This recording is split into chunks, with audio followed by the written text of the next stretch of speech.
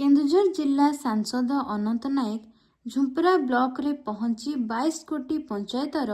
विभिन्न उन्नयन कार्यगुड़िकर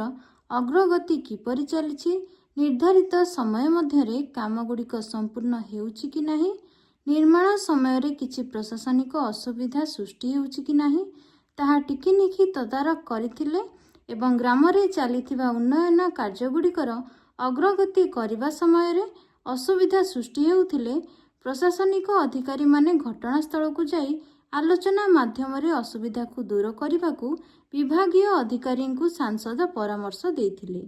एही समीक्षा कार्यक्रम रे झुंपुरा ब्लॉक रो गोष्ठी उन्नयन अधिकारी हृदानंद अढ़ा,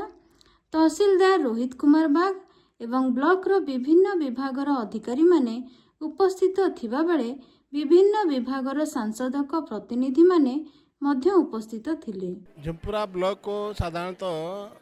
अनेक दिन मुझे आसी नी कार्यकर्ता मान डिमांड भी था किसी जगह शिलान्यास करार अच्छी जो एक आमर लैंड के अन्य दिखाई स्कीम पैसा दिखाई किसी उद्घाटन करार अच्छी। मुख्यतः ब्लॉक रे सरकार माननीय प्रधानमंत्री नरेंद्र भाई मोदी माननीय मुख्यमंत्री मोहन चरण माझी नेतृत्व में डबल इंजिन सरकार अनेक स्कीम गाँव विकास करने जोटा कि डबल इंजिन सरकार बहुत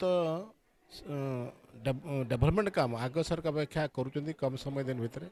तेणु तार केते प्रगति होती ब्लॉक रे केते जोर को भावना नहीं करी समस्त सहयोग डेवलप तार रिव्यू ब्लॉक रे ऑफिसर मान सहित सौहार्दपूर्ण वातावरण में आम डिस्कसन करूँ।